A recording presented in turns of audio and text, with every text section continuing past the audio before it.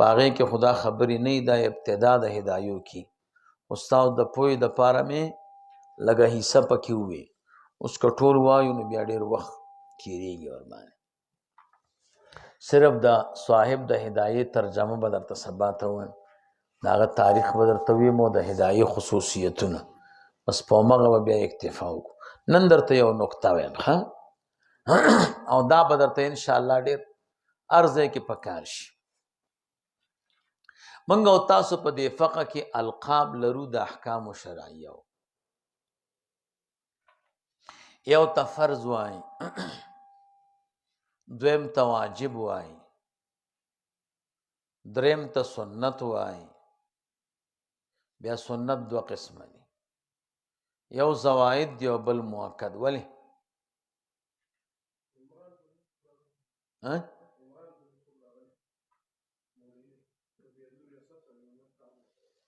چا سره عمران په نوم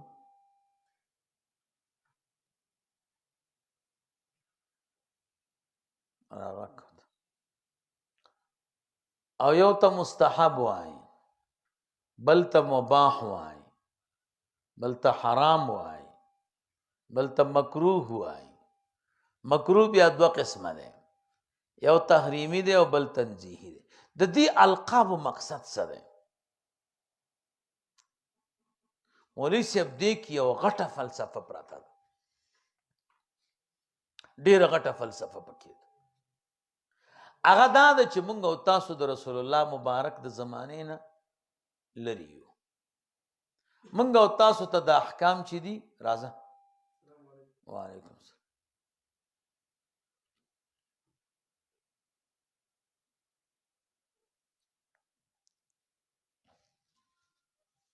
السلام علیکم سر خیر دی خیر دی عزت منشي خیر شیخ صاحب تاسو سره ماسپښین لږ ملاقات کوو ملګری دی مفتي دی هغه تاسو سره مینګ دي ماسپښین راځي 2 بجې ټیم 2 بجې ټیم کې خو دلته یو جلسه ده نو تاسو ته وزګاجي بیا راوړم نجګر روان اګر منځ ته راشي او ټیک شو نه تقریبا درکړو مشکل نشته السلام علیکم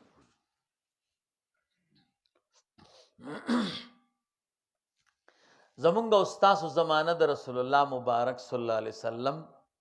مولوی صاحب د زمانې نه لنې ده ځین کې خبره کینی یو د رسول الله مبارک د صحابه او دور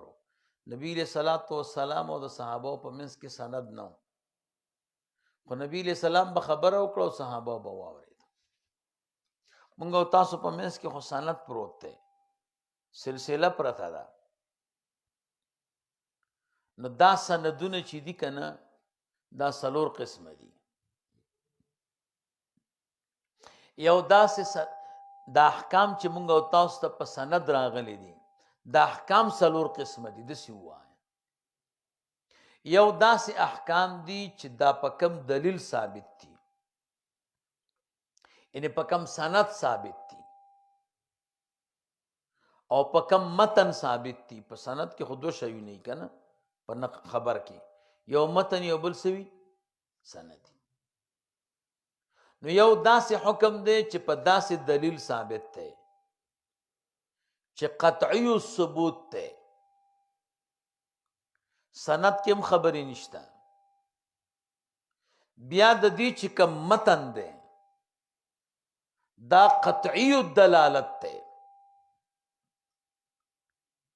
سند هم د ټولو نه اعلی قطعی ثبوت راویان هم سم دي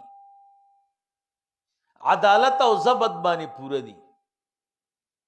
بیا د دغه حدیث چې کوم متن دی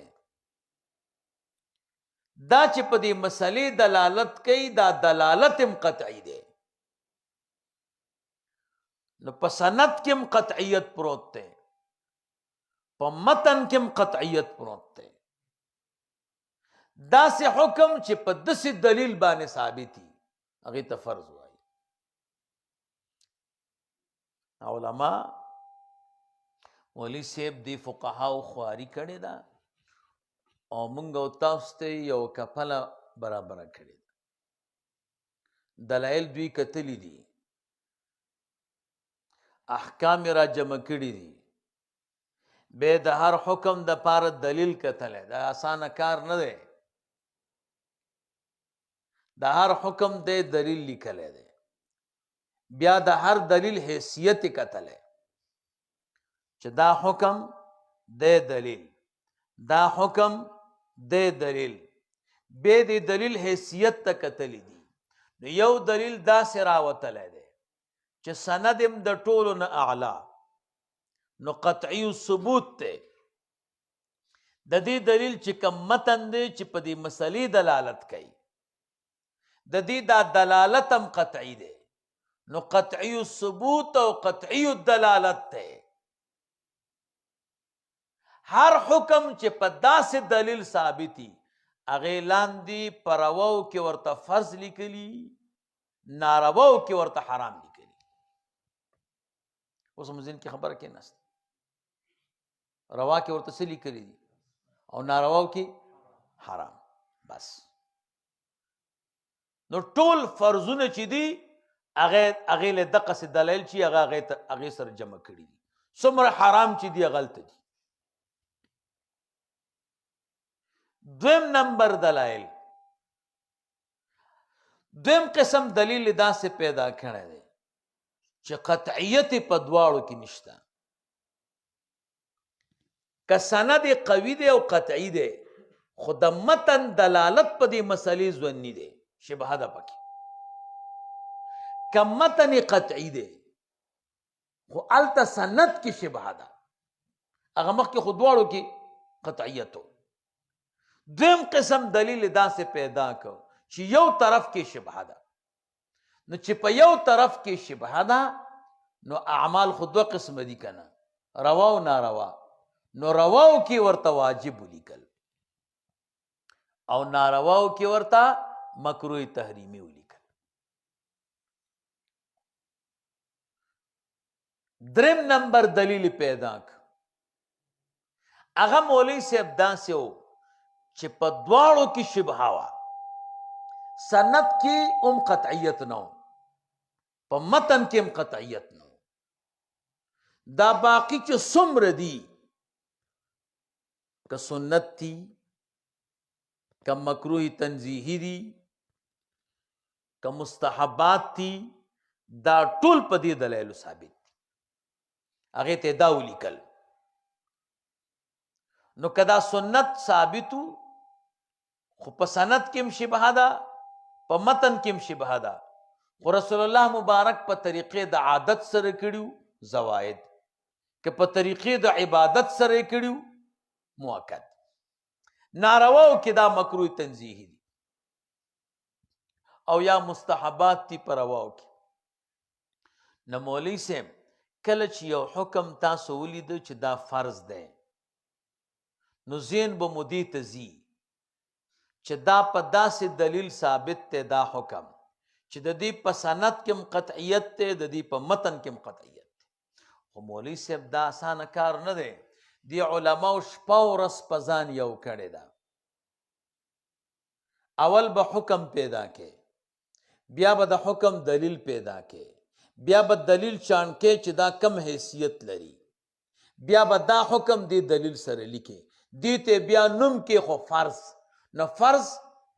یو شارټ هند دی یو اختصار دی فرض ټکي چې دی واورېده دا دومره لویه خبره او خواري پکې پرته ده بس داسې واجب او داسې سنت او داسې مستحب زمونږ او ستاسو ملګري وایي موږ فرض نه منو واجب نه منو سنت او مستحب نه منو وی ځکه چې دا القاب د احکامو د رسول الله مبارک زمانه کې نه نو دغه ته بدعت وای کنه چې د نبی له صلوات و سلام په زمانه کې نه بدی ته بدعت وای موږ وی والکا د دې القاب تعلق د سند سره سند کله د نبی له سلام زمانه کې نو چې د نبی له سلام په زمانه کې سند نه نو القاب کم ځای نه راغله دې ته مونږ او تاسو ضرورت ځکه لرو چې د دې تعلق د سند سره دی او سند خو زموږ زمانه کې دی د حضور په زمانه کې سند نه نو ځکه د القاب رااله اول ته نه د دې القابو فایده څه ده دا دومره خواري دوی ولې کړې ده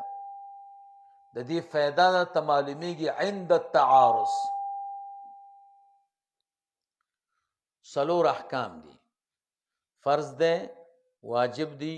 سنت دي مستحب دي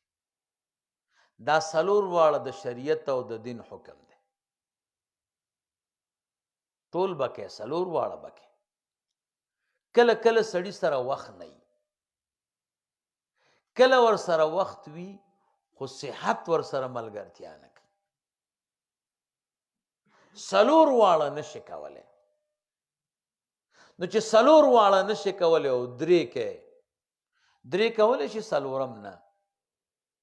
اوس به ته کم یو کې او کم به پرېږدې که دې فقهاو خواري نه وی کړی چې دا فرض دی دا واجب دی دا سنت دی دا مستحب دی نو تا خو د ځان نه ترجیح نشو ورکولی دا خو دې علماو درته خواري وکړه ته پوه کړې چې څلور اعمال نشي کولی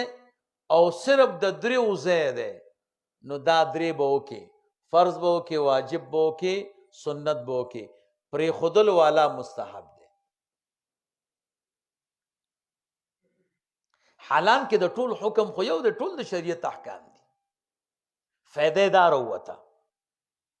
اوس که داسې وخت راغی چې دوه عمله کولی شي دوه نه یا وخت نشته یا د سره صحت ملګرتیا نه کوي اعمال خو څلور دي اوس به ته کم دوه کوې او کم دوه به نه کوې نو دې فقهاو در باندې احسان کړی نو دې کې چې کم فرض دی دا به کې او چې کم واجب دی اوس چې دا تا نه پېژندلی نو ته دا کولی شي چې دا به پرېږدي که دا به پرېږدي نو تا ته معلومات شي چې دا دوه به کې فرض او واجب او سنت او مستحب د دې په مقابله کې چې پاتې شي نو بیا خیر د سنت چې فرض او واجب پرېږدي او سنت او مستحب وکړي که داسې وخت راغی چې یو عمل کولی شي بس نور درې نشي کولی اوس که دې فقهاو در باندې احسان نه وی کړی او تا ته تعین د فرض نه تا ته څه پته لګېده چې کوم عمل پرېږدم او کوم عمل وکم نو د دې معلومات په وخت د چا کې لګېږي تعارض کې لګېږي ګوره کله چې معارضه راشي بیا به د دې القابو د فایدې تا ته معلومات کی چې څومره دې فقهاو خواري کړې ده نو دوه خبرې پکې دي ها یو د دې القابو تعلق د سند سره دی او دې کې یو لویه فلسفه پرته ده او فلسفه دا ده چې دې فقهاو کلونه تیر کړي دي اجتهادات کړي دي او حکم پیدا کوا هغې دپاره دلیل پیدا کوا او بیا چې دی هغه د دلیل حیثیت ګوره حکم هم یو نه دی سم ډیر دي او دا ټول احکامو دپاره دلایل پیدا کول بیا دلایلو کې چاڼ کول بیا چې کم دلایل په قطعي ثبوت او په قطعي دلالت باندې ثابت دي دا ټول جدا کول دا دویم بیا جدا کول دا دریم جدا کول دا ډیره غټه خواري ده دا دومره غټه فلسفه او غټ دریاب دی درته په یو ټکي کې را جمع کړو چې دا حکم فرض دی بس ذهن کې مو خبره کېناسته دا مې درته یو نکته ووي ښه او فایده مې درته وښوده چې په وخت د تعارض کې به تا ته معلومیږي دویمه نکته درته وایم ضروریات د دین موږ او تاسو وایو چې څوک د ضروریاتو د دین نه منکري هغه مسلمان نشي پاتې کېدل ضروریات د دین چاته وایي دا به درته بیا بیا په دې کتابونو کې راځي مولوي صاحب خبره ذهن کې کلک یاد ساتئ ما تاسو ته وی چې د رسول الله مبارک صلی الله علیه وسلم زمانہ زمونږ او ستاسو د زمانې نه ډېره لرې ده منځ کې ډېره فاصله راغلې ده که نه دا احکام موږ او تاسو ته سندن را رسېدلي دي نو د دې احکامو رسېدل موږ او تاسو ته په دوو طریقو باندې شوي دي یو په داسې طریقه باندې چې دومره مشهور شوي دي چې څوک د یو بل نه دلیل نه غواړي. شهرت د دې احکامو داسې حد ته رسېدلی دی چې څوک د یو بل نه غواړي، لکه قرآن کریم. اوس قرآن کریم د الله تعالی کتاب دی. اوس که څوک درته وایي سند ووایه، یعنې چې لیونی نه نو د قرآن کریم سند نه غواړي. د قرآن کریم رسېدل موږ او تاسو ته په داسې طریقه راغلی دي، دومره شهرت دی حد ته رسېدلی دی چې هېڅوک د یو بل نه دلیل نه غواړي. بلکې زه به داسې ووایم چې کافر د مسلمان نه هم دلیل نه غواړي. چې کافر ورته وایي مسلمان ته د الله کتاب راواله، او دا ورته راوالی هېڅ نه وایي. یا لکه تعداد د رکعتونو، دا هم د شریعت یو حکم دی. سهار څو رکعته دي فرض؟ ماسپښین 4، مازدیګر 4، ماښام 3، ماخوستن 4. د دې رکعتونو دا شمار دا د شریعت او د دین حکم دی. د رسول الله مبارک صلی الله علیه وسلم د زمانې نه موږ او تاسو ته را رسېدلي، خو شهرت یې داسې حد ته رسېدلی مولوي صاحب څوک د یو بل نه دلیل غواړي. د شریعت هغه احکام چې موږ او تاسو ته رسېدل په داسې طریقه شوي دي چې موږ او تاسو دلیل ته ضرورت نه لرو، داسې احکامو ته ضروریات د دین وایي. اوس مو ذهن کې خبره کېناسي دې ته څه وایي؟ ضروریات د دین دغې ته وایي. اوس چې د داسې مسلې نه یو سړی منکري، بیا مسلمان نه پاتې کېږي. ضروري معنا بدیهي، منطق هم ویلی دي. بدیهي هغې ته وایي چې نظر او فکر او دلیل ته ضرورت دا نه لري. زموږ یو خپل مولوي صاحب اوس هم ژوندی دی، هغه د جمعې په ورځ تقریر کو پاکستان کې. ورته ویو خلکو ویلې اودس کې 4 فرض دي. څو؟ او ویلې که څوک یې نه مني میدان ته روځئ. او ویلې په هر میدان درته مناظرې ته تیار یم. او ویلې زه پوهېږم چې ما به شهید کوئ، ځکه چې مقابله خو کولی نه شئ. خو که کله مړ شومه نو زما دا وینه به دارې وی، او وینې به مې وی چې اودس کې 4 فرض دي. ما ته وی چې حکیمه زما چا مقابله نه ده کړې، ما چرته کولی شي. دا سره دومره قوي دلایل دی او دومره کلکه مسله چې ډېرې اختلافي چې د دې به څوک مقابله وکړي. مولوي صاحب دې ته ضروریات د دین وایي. ځین کې مو خبره کېناسي کم مسائل او احکام د دین چې موږ او تاسو په هغې کې د یو بل نه دلیل غواړو. کم احکام د دین چې د یو بل نه څه غواړو؟ دلیل د یو بل نه غواړو، او بې دلیل یې څوک نه مني، هغې ته ضروریات د دین نه وایي. نو د هغې منکر نه کافر کېږي،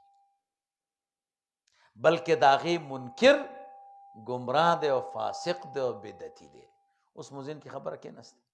احکام څو قسمه دي؟ 2. یو داسې احکام دي چې موږ او تاسو ته رسېدل په داسې طریقه راغلي دي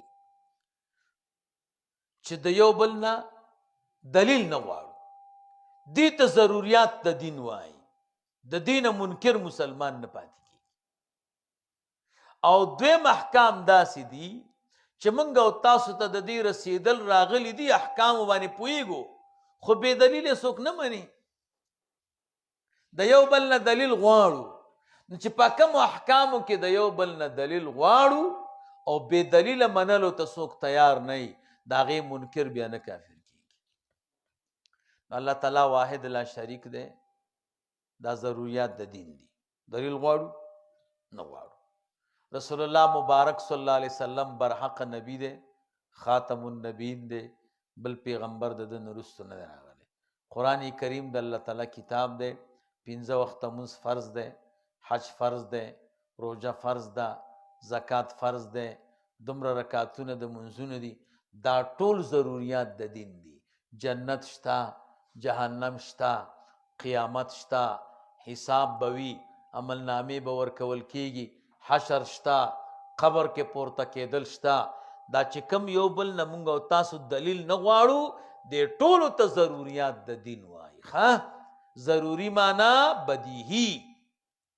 چې په اثبات کې دلیل او نظر او فکر ته ضرورت نه لري. ځین کې مخبره کې نشي. اللهم صل علی سیدنا. زی بس بیا به ګورو خبرې به کوو انشاءالله.